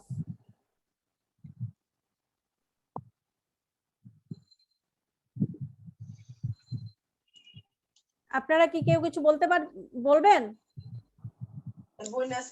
Madam, এখানে মূল বিষয়টা হচ্ছে আপনার ক্লাস করে অত্যন্ত ভালো লেগেছে, বাট আমার একটা বিষয় বুঝতে পারিনি ম্যাডাম। বলেন। যেটা হচ্ছে madam human resource management and এই যে স্ট্যাটিস্টিক ম্যানেজমেন্ট, হ্যাঁ স্ট্র্যাটেজিক ম্যানেজমেন্ট, হ্যাঁ এই দুইটার মধ্যে আসলে অ্যাকচুয়ালি ডিফারেন্টটা কি, পার্থক্যটা কি, এটা যদি এক কথা একটু বুঝিয়ে দিতেন। এক্স্যাক্টলি, ঠিক আছে, থ্যাংক ইউ, আপনি প্রশ্নটা একদম সরল ভাবে করেছেন। হিউম্যান রিসোর্স ম্যানেজমেন্ট হচ্ছে গতানুগতিক ভাবে আপনি একটা অর্গানাইজেশনের যতজন এমপ্লয়ি থাকে সেই এমপ্লয়িদের রিক্রুট করবেন, তাদের পারফরমেন্স ম্যানেজমেন্ট দেখবেন, তাদের আপনি ট্রেনিং ডেভেলপমেন্ট দিবেন, তাদের আইটি সাপোর্ট দিবেন, স্যালারি প্রসেস করবেন, তাদের সেপারেশন করবেন। এগুলো হচ্ছে গতানুগতিক এইচআর এর কাজ। ঠিক আছে, এটা এই যে এই ম্যানেজমেন্টটা হচ্ছে human resource management. Strategic HR ম্যানেজমেন্টটা হচ্ছে আপনি বিজনেসের সাথে আপনার কাজগুলোকে অ্যালাইন করে দিবেন। যেমন আপনি যখন রিক্রুট করবেন তখন এই রিক্রুটমেন্টটা হবে কিসের বেসিসে? এই রিক্রুটমেন্টটা হবে আপনার অর্গানাইজেশনের যে ইয়ারলি একটা প্ল্যানিং করা হয় না, প্রতিটা অর্গানাইজেশনে তো ইয়ারলি প্ল্যানিং হয়, প্ল্যানিং তো করাই হয়, প্ল্যানিং অবশ্যই। হয়, তারপরে বাজেটিং হয়, এই জায়গাগুলোর right people right place. Exactly. So আপনি এইচআর এর কাজগুলোকে কিভাবে অর্গানাইজেশনের গোলস এন্ড অবজেক্টিভের সাথে ম্যাচ করে করবেন, লিংক করবেন, সেই জায়গাটাকে ডিফাইন করে হচ্ছে স্ট্র্যাটেজিক এইচআর ম্যানেজমেন্ট। তার মানে হচ্ছে আপনি শুধুমাত্র সাপোর্ট ডিপার্টমেন্ট হিসেবে কাজগুলো অর্ডার পালন করলেন না, আপনি অর্গানাইজেশনের ওভারঅল ম্যানপাওয়ার বিজনেস প্ল্যানিং এর সাথে লিংক করে ম্যানপাওয়ার প্ল্যানিংটা করলেন, লিংক করে ম্যানপাওয়ার প্ল্যানিং এর সাথে ডিপেন্ড করে করে অ্যানালাইসিস করে প্ল্যানিং এর সাথে লিংক করলেন, লোকজনের রিকোয়ার্ড লোকজনের স্কিল সেটটাকে ডিফাইন করলেন, সেই জায়গায় আপনি রিসোর্সিং করলেন এবং তাদেরকে অনবোর্ডিং করলেন। আবার আপনি দেখেন একজন বিজনেস লিডার কিন্তু সময় নাই যে তার লোকটাকে ডেভেলপ করার। সো ম্যাডাম এইখানে আমার একটু কোয়েরি ছিল, যেটা এইচআর বিপি যেহেতু স্ট্যাটিস্টিক ম্যানেজমেন্ট যেটা করে, আর এইচআর বিপির কাজ কি? তাহলে এইচআর বিপি কি করেন? এইচআর বিপি কিন্তু স্ট্র্যাটেজিক এইচআর ম্যানেজমেন্টের ক্রিয়েশন। হ্যাঁ, কেন? এইচআর বিপি হচ্ছে কি, ধরেন বিজনেস অ্যালোকেটেড ডিপার্টমেন্টের জন্য সে ডেডিকেটেড থাকে। আগে কি হতো, একটা এইচআর ডিপার্টমেন্ট থাকতো, তারা পুরা অর্গানাইজেশনের ওভারঅল সার্ভিস দিত। এইচআর বিপি যে থাকে, সে যদি ধরেন সে সেলস এন্ড মার্কেটিং এর জন্য ডেডিকেটেড থাকে, সে শুধুমাত্র সেলস এন্ড মার্কেটিং ডিপার্টমেন্টের যে নিড আছে, এইচআর এর যে নিড আছে, সেই কাজগুলোকে সলিউশন দিবে। তাদের রিক্রুটমেন্ট, তাদের ট্রেনিং এন্ড ডেভেলপমেন্ট, তাদের প্রমোশন, তাদের সেপারেশন, তাদের এমপ্লয়ি এনগেজমেন্ট, এই কাজগুলোকে সে লিংক করবে সেন্ট্রাল এইচআর ডিপার্টমেন্টের কাজের সাথে। সে ফুল ডেডিকেটেড সার্ভিস দিবে হচ্ছে ওই ডিপার্টমেন্টের। ঠিক আছে? সো আগে বুঝা গেছে? এইখানে আমার কিছু ছিল, যেটা হচ্ছে গিয়া আমি যতটুকু জানি এইচআর বিপি আসলে কাজ করে হচ্ছে ম্যানেজমেন্টের সাথে, অর্থাৎ আমাদের এইচআর এর কি ধরনের এমপ্লয়ি ম্যান পাওয়ার লাগবে, অর্থাৎ আমাদের যে বাজেটিং এর বিষয়টা, অর্থাৎ স্যালারি ম্যানেজমেন্ট চাইবে কম স্যালারি দিতে, আর এইচআর পার্টনার বা এটা এইচআরটা হয়ে যায় ক্লারিক্যাল ওয়ার্ক, ওইটাও স্ট্র্যাটেজিটা হচ্ছে একটা গেম প্ল্যান। এইচআর অপারেশনটাকে স্মুথ করার জন্য যে গেম প্ল্যানটা দরকার, এটা হচ্ছে এইচআর স্ট্র্যাটেজি পার্ট। আর এইচআর বিপি থিঙ্ক ট্যাঙ্কের সাথে বা আদার ডিপার্টমেন্টের সাথে কথা বলে বিজনেস প্রসেসের প্ল্যানটাকে, প্রবলেমগুলোকে নিয়ে আসার পরে স্ট্র্যাটেজিক প্ল্যানিংটা এখান থেকে শুরু হয়। M I right? ওকে ভাই, রাইট, এক্স্যাক্টলি। সো আপনার এইচআর বিপি হচ্ছে ডেডিকেটেডলি নির্দিষ্ট কোন ডিপার্টমেন্টের জন্য ডিভোটেড থাকে। সেই ডিপার্টমেন্ট আগে কি করতো, সে ফর এক্সাম্পল আপনাকে একদম মানে সহজ উদাহরণ দিয়ে বলি, যে ধরেন আগে এইচআর ডিপার্টমেন্টের কাছে সব ডিপার্টমেন্টের রিকুইজিশন একসাথে আসতো, সব ডিপার্টমেন্টের ট্রেনিং নিড একসাথে আসতো, সব ডিপার্টমেন্টের অ্যাসেসমেন্টের প্ল্যানিং একসাথে আসতো, প্রমোশন প্ল্যানিং প্রপোজাল একসাথে আসতো। তখন কি করতো এইচআর? তখন প্রায়োরিটাইজ করতে পারতো না, এইচআর তখন মানে এমফেসাইজ করতে পারতো না, নিবিড় পরিচর্যা যেটা বলে সেটা দিতে পারতো না, বা পরামর্শ দেয়া যায় এই জায়গাটা সঠিকভাবে তারা সবাইকে সমানভাবে করতে পারতো না। এইচআরবিপির যে কাজটা, এইচআরবিপি যখন থেকে শুরু হলো, এইচআরবিপি কিন্তু অ্যালোকেটেড থাকে। ইভেন অনেক অর্গানাইজেশনে এইচআরবিপি বসেও কিন্তু সেই ডিপার্টমেন্টের সাথে ডে টু ডে তার থাকে, অ্যাক্টিভিটিস থাকে, তার রিপোর্টিং হয়তো এইচআর থাকে, কিন্তু তার কাজ অ্যাক্টিভিটিস থাকে হচ্ছে ওই যে ডিপার্টমেন্টের জন্য সে ডেডিকেটেড, সেই ডিপার্টমেন্টের সাথে। সো সেই ডিপার্টমেন্টের বিজনেস লিডারদের সাথে সে কন্টিনিউয়াস মিটিং করে, তাদের নিডটা অ্যানালাইসিস করে, নিড জানে, তার এইচআর এর যে নলেজটা আছে, এইচআর এর যে আপনার প্রসেস পলিসি আছে, এইচআর এর যে কাজের যে ফ্লো চার্ট আছে, সেই জায়গাটাকে লিংক করে হচ্ছে বিজনেস লিডারদেরকে ইয়ে করার জন্য, অ্যাসিস্ট করার জন্য। সো সে ওদের পুরো ইয়েটা সিনপসিস গুলো ওখান থেকে নেয়, এইচআর নিড গুলো তাদের যেটা আছে এটা স্পেশাল সার্ভিস হিসেবে তাদেরকে ইয়ে করা হয়, অ্যালোকেট করা হয়। সো এইচআরবিপি কনসেপ্টটা হচ্ছে এইটা। Clear? Clear ma'am. Okay, so আপনার এইচআরবিপি কিন্তু একটা স্ট্র্যাটেজিক পজিশন। সো এই যে আগে বললাম যে এইচআর শুধুমাত্র আগে ক্লারিক্যাল জব করতো, রেগুলার বেসিসে জব করতো, কখনোই বিজনেস নিডকে অ্যানালাইসিস করে তাদের প্রসেস পলিসি বা ইয়ে ডেভেলপ করা অথবা রিভিউ করা, ওই জায়গাতে তারা অ্যালাইন থাকতো না। বিজনেসের যে বোর্ড মিটিং হয় সেই বোর্ড মিটিং এ আগে কিন্তু এইচআর হেডরা ইনভলভ ছিল না। এখন অনেক অর্গানাইজেশনে কিন্তু এইচআর হেডরা বিজনেস মিটিং এ থাকে। কেন থাকে? যাতে করে সেও বিজনেসের নিডটাকে সমানভাবে একই টিউনিং এ ধরতে পারে। ধরেন আপনি একটা বিজনেস মিটিং এ থাকা, সব অর্গানাইজেশনে কিন্তু একটা স্ট্র্যাটেজিক প্ল্যানিং হয়, আপনারা এটা তো জানেন তাই না? স্ট্র্যাটেজিক প্ল্যানিং হয়, ইয়ারলি স্ট্র্যাটেজিক মিটিং হয়, যে মিটিং গুলোতে ইয়ারলি গোল সেট করা হয়।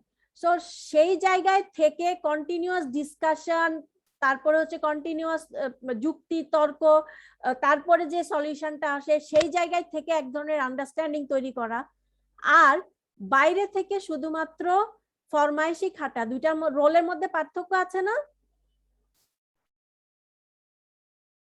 পার্থক্য আছে, অনেক পার্থক্য আছে। কারণ হচ্ছে কি তখন আপনি নিজেও কিন্তু ইনভলভ ফিল করেন, আপনি তখন অনেক কিছু আপনি নিজেও কিন্তু ডিসাইড করতে পারবেন একজন এইচআর হেড হিসেবে অথবা এইচআর ম্যানেজার হিসেবে, যে অমুক ডিপার্টমেন্টের ওই জায়গায় আমার মনে হয় যে স্কিল সেটের ঘাটতি আছে, ওই জায়গায় বোধহয় এই কম্পিটেন্সির লোকটা হলে আরো বেশি ভালো হবে, অথবা এই ডিপার্টমেন্টের এই সেট অফ এমপ্লয়ীদেরকে আরো একটু ডেভেলপমেন্টের প্রয়োজন আছে। এই জায়গাগুলো কিন্তু অ্যাডভোকেসি করা যায়, ডিপার্টমেন্টকে কিন্তু অ্যাডভোকেসি করা যায় যখন আপনি স্ট্র্যাটেজিক্যাল পজিশনে থাকেন। ঠিক আছে? সো আমার মনে হয় যে আমরা পরবর্তীতে যে ক্লাসগুলো করব, এই ক্লাসগুলো কিন্তু এইচআর এর ফাংশন গুলোকে কিভাবে আমরা বিজনেসের সাথে লিংক করব সেই মেথোডোলজিটা আমরা শেয়ার করব। সো তখন আমরা আরো অনেক বেশি ইনডেপথ আলোচনা করতে পারবো। এই যে গ্যাপটা থাকে এইচআর এর সাথে অন্যান্য ডিপার্টমেন্টের যে গ্যাপটা থাকে, ওই গ্যাপগুলো আমরা মোর ডিসকাস করে করে করে করে কিন্তু আমরা একটা আন্ডারস্ট্যান্ডিং নিয়ে আসতে পারবো। সো আমার মনে হয় যে মানে আমাদের কোর্সটার যে আউটলাইন এবং কোর্সটার যে অবজেক্টিভ আপনারা এর মধ্যে কিছু হলেও বুঝতে পেরেছেন।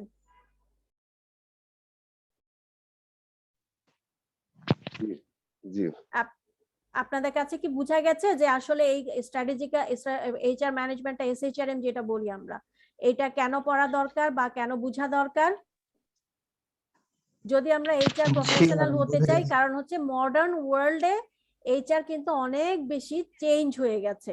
এইচআর এখন আর মানে ট্র্যাডিশনাল এবং টিপিক্যাল এইচআর দিয়ে কিন্তু এখন আর কাজ চলবে না। আর আপনার এখন তো আরো নিউ নরমাল পরিস্থিতি, অনেক ধরনের নতুন নতুন নিড আসছে, অনেক ধরনের কিন্তু ওয়ার্ক ট্রান্সফরমেশন হচ্ছে, অনেক ধরনের কিন্তু স্ট্র্যাটেজিক্যাল ট্রান্সফরমেশন ঘটছে। এখন আর সেই আগের পরিস্থিতি কিন্তু নাই, তাই না? এখন আমরা ভার্চুয়াল জগতের অনেক বেশি ডিপেন্ডেন্ট, ওয়ার্কিং আওয়ার অনেক জায়গায় শিফট হচ্ছে, চেঞ্জ হচ্ছে।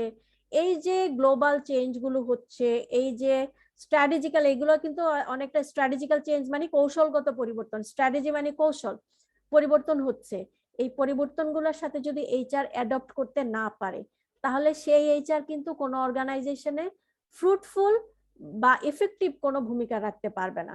সো এই কারণেই আমাদের আসলে এই জায়গাগুলো আপগ্রেডেশন গুলো জানা দরকার। সো থিওরি তো অ্যাকচুয়ালি এইচআর, আমি বলি যে HR is nothing but your common sense. হ্যাঁ, এইচআর অ্যাকচুয়ালি মানে খুব বেশি শিখলে যে আপনি পাকা হয়ে যাবেন তা না। আমরা তো এইচআর শিখি নাই কোথাও, আমরা করতে করতে এইচআর শিখছি।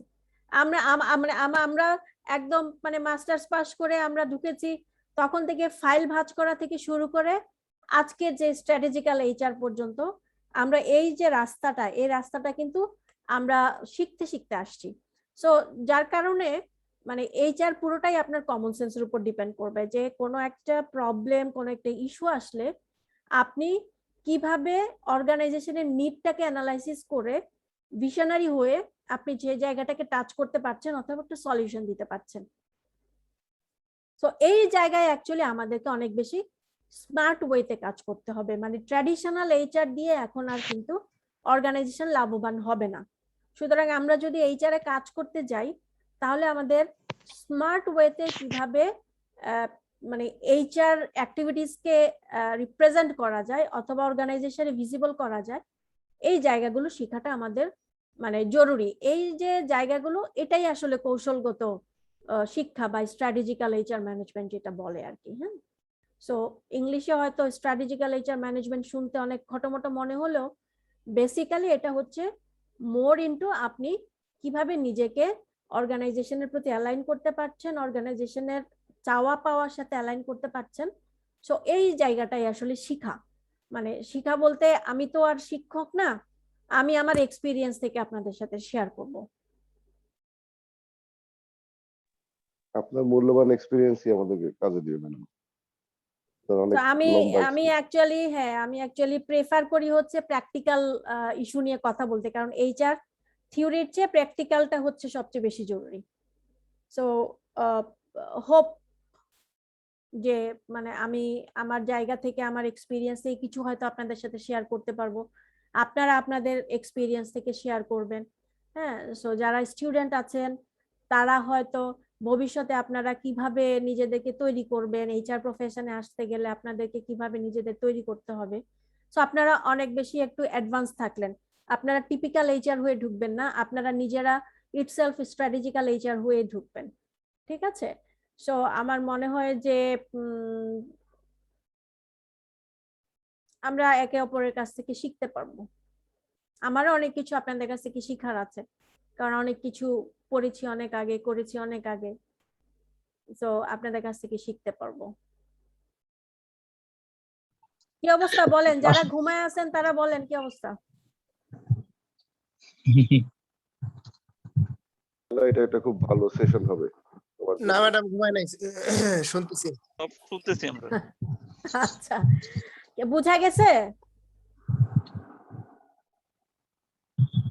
যে কারো যদি কোশ্চেন থাকে কোশ্চেন করতে পারেন, আপনারা যদি জানার কিছু থাকে বা খুঁটিনাটি বা আরো কিছু সেক্টর গুলো বা কিভাবে এছাড়া সবচেয়ে গুরুত্বপূর্ণ একটা পার্ট হলো যে ইন্টারভিউ সেশনটা, তো এই বিষয়গুলো কিভাবে ওভারকাম করবেন বা কিভাবে ফেস করবেন এই বিষয়গুলো ম্যাম তার সেশনে ম্যাডাম আমি ডিসকাস করবেন। একটা কোশ্চেন জানতে চাচ্ছি। জি বলেন প্লিজ। এইচআর বিজনেস পার্টনার বলতে তাহলে কি বুঝি আমরা সাধারণত? বিজনেস পার্টনার, এইচআর বিজনেস পার্টনারের কাজগুলো কি তাহলে? এইচআর বিজনেস পার্টনারের মূল কাজ হচ্ছে আপনার ডিপার্টমেন্ট গুলোর সাথে ইন্টারনালি ইনভলভ হয়ে ডেডিকেটেডলি তাদের জন্য এইচআর এর সার্ভিসটাকে এনশিওর করা। মানে এইচআর যে কাজগুলো করে, যেমন হ্যাঁ এইচআর এর কাজগুলোই সে করে, কিন্তু সেই ডিপার্টমেন্টের জন্য সোললি, যেমন ধরেন আমি এর আগেও বলেছি, কেউ যদি আপনার সেলস এন্ড মার্কেটিং এর এইচআর বিপি হিসেবে কাজ করে বা এইচআর বিজনেস পার্টনার হিসেবে কাজ করে, সে শুধুমাত্র সেলস এন্ড মার্কেটিং এর এইচআর এর ইস্যুগুলোই ডিল করবে, সে ফাইন্যান্সেরটা ডিল করবে না বা আপনার অন্য ডিপার্টমেন্টটা ডিল করবে না।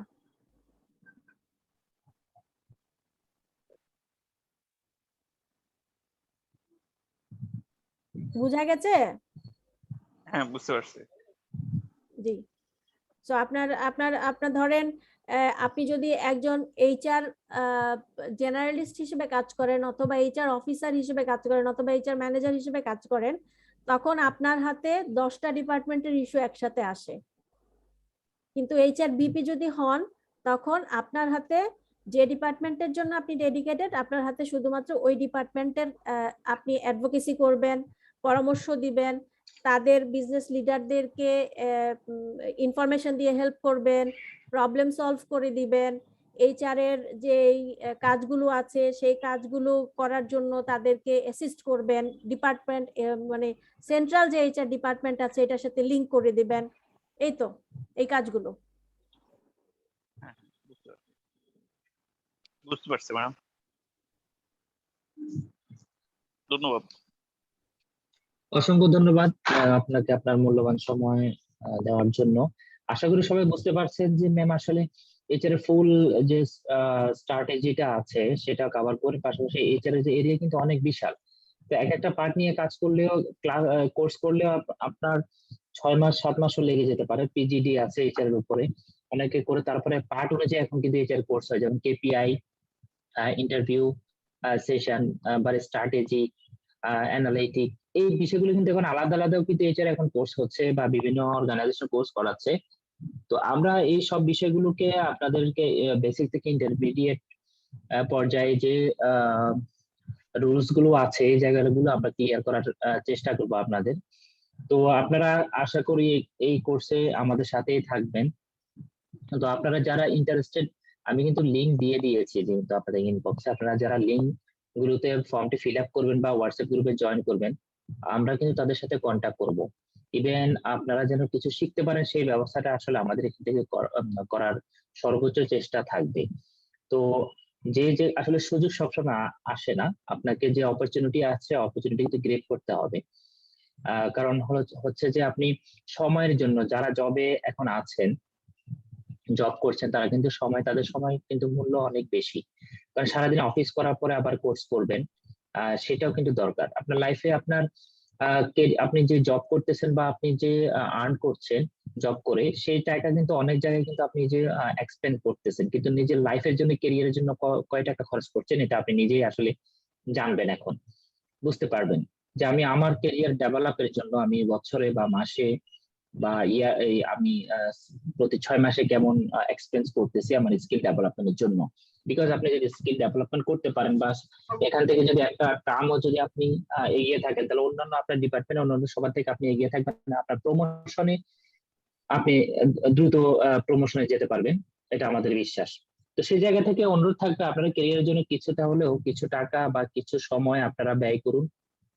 এটা আপনার পরবর্তী ক্যারিয়ারে আপনাকে, পরবর্তী পজিশনে আপনাকে এটা অনেক ভ্যালু ক্রিয়েট করবে। তো আপনারা যারা এখানে যে ফর্ম ফিল আপ করবেন, তাদেরকে আজকে যারা করবেন শুধু তাদেরকে আমরা স্পেশাল ডিসকাউন্টের আওতায় নিয়ে আসবো।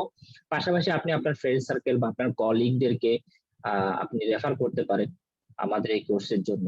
যারা রেফার করবে তাদের জন্য কিন্তু অনার থাকবে আমাদের কাছ থেকে। আর আপনার যদি আমাদের কোর্স বিষয়ে সার্টিফিকেট বা আমাদের যে আউট যে অ্যাক্টিভিটি বা অন্য কোনো যে কোর্সের ইন্টারনাল কোনো বিষয় নিয়ে যদি আপনাদের যদি জানা থাকে, আপনারা কোশ্চেন করতে পারেন, আমি অ্যান্সার করব যদি কারো কোনো কিছু জানার থাকে।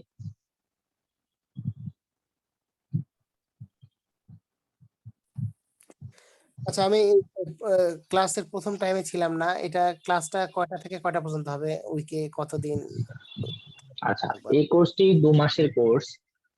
সপ্তাহে একদিন করে ক্লাস হবে প্রতি সোমবার, যেমন আজকে যে সময় শুরু হয়েছে 8:30 থেকে 9:30, 10:30, 2 ঘন্টা করে ক্লাস হবে, ম্যাক্সিমাম 2 আওয়ার্স। এই হলো আমাদের কোর্সের যে ক্লাসের ডিউরেশন, আর 2 মাস ধরে চলবে। আর আপনাদের যদি কোনো কারণে ক্লাস যদি মিস করে ফেলেন, সেটি আমরা ভিডিও ক্লিপ রেকর্ডিং আপনাদেরকে হোয়াটসঅ্যাপ গ্রুপে দিয়ে দিব। পাশাপাশি সবগুলো ভিডিও একসাথে গুগল ড্রাইভ করে আপনাদেরকে দেওয়া হবে। আর পাশাপাশি আপনারা যে ক্লাস লেকচার স্লাইড গুলো থাকবে, পাওয়ার পয়েন্ট প্রেজেন্টেশন ম্যাম যেগুলো দিবেন, এগুলো আপনারা পেয়ে যাবেন। আর হোয়াটসঅ্যাপ একটা প্রাইভেট গ্রুপ করা থাকবে, যে সেই গ্রুপে আপনারাই শুধু যারা কোর্স করবেন তারাই শুধু জয়েন করবেন। ওখানে আপলোড দিব সবগুলো ভিডিও এবং লেকচার শিট, সেই ভিডিওগুলো আপনারা যে কোনো সময় পাবেন। কখনো যদি আপনার হোয়াটসঅ্যাপ গ্রুপে যদি ড্যামেজ হয়ে যায়, কোনো সমস্যা নেই, তো ফেসবুক গ্রুপে যে কোনো আইডি থেকে আপনি সার্চ দিয়ে খুঁজে নিয়ে ওই ভিডিওগুলো দেখতে পারবেন।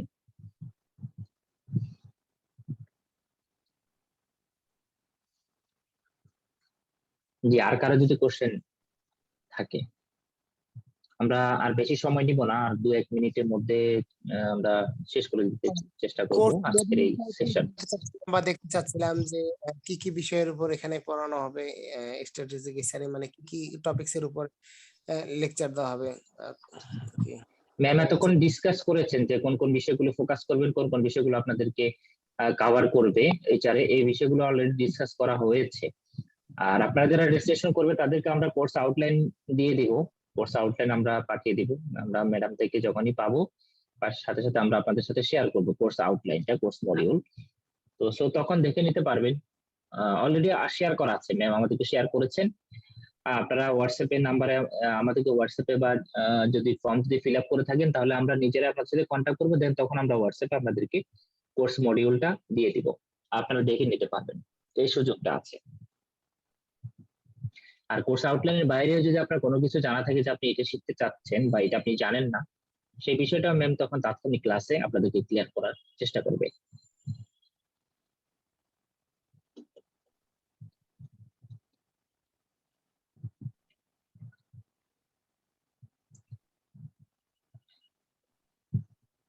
আর যদি কারো কোশ্চেন থাকে করতে পারেন, আমি অ্যান্সার করার জন্য রেডি আছি।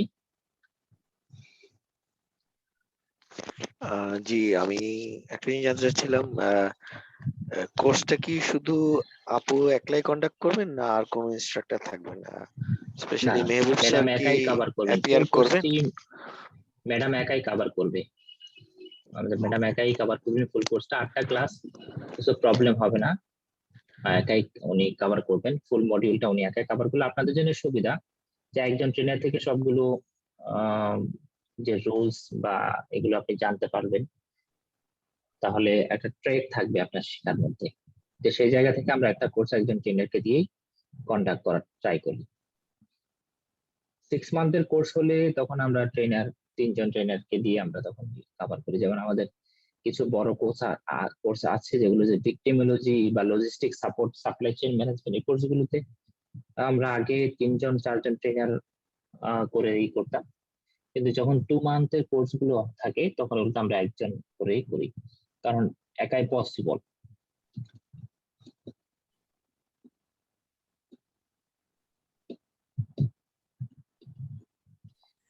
জি, আর কারো যদি কোশ্চেন না থাকে, জি আজকে বলুন।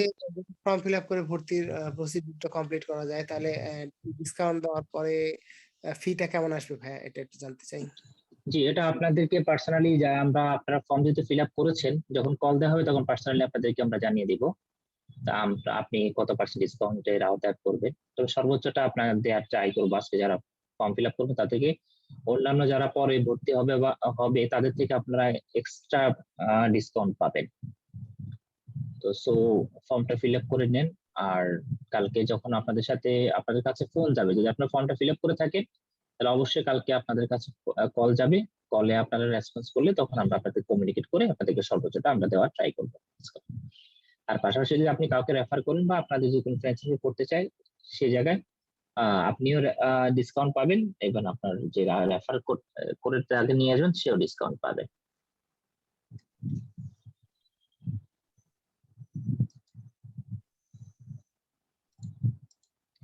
তো অসংখ্য ধন্যবাদ সবাইকে। আমার মনে হয় আর কারো কোনো কোশ্চেন নেই, তো আমরা ম্যামকে প্রথমে বিদায় দিতে চাই। ম্যাম অসংখ্য ধন্যবাদ আপনার মূল্যবান সময় আমাদেরকে দেওয়ার জন্য। আশা করি পরবর্তী সময়তে, পরবর্তী ক্লাসগুলোতে সবাই আমরা একসাথে ম্যামের সাথে থাকবো। ম্যামের কাছ থেকে আমরা যে প্র্যাকটিক্যাল এইচআর সেটা শেখার বা সেটা আদায় করার চেষ্টা করব। যেহেতু ম্যাম অলরেডি একটা অর্গানাইজেশন লিড করছেন, এইচআর লিড করছেন, সেই জায়গা থেকে আমরা আসলে অনেক কিছু শেখার আছে, অনেক কিছু জানার আছে। তো সেই জায়গাগুলো আপনারা অবশ্যই গ্রেড করবেন, এটা আমি বিশ্বাস করি। তো সবাই যদি পারমিশন দেন আমরা তাহলে আজকের এই মাস্টার ক্লাস এখানে শেষ করব। Thank you. জি, আপনাকে ধন্যবাদ।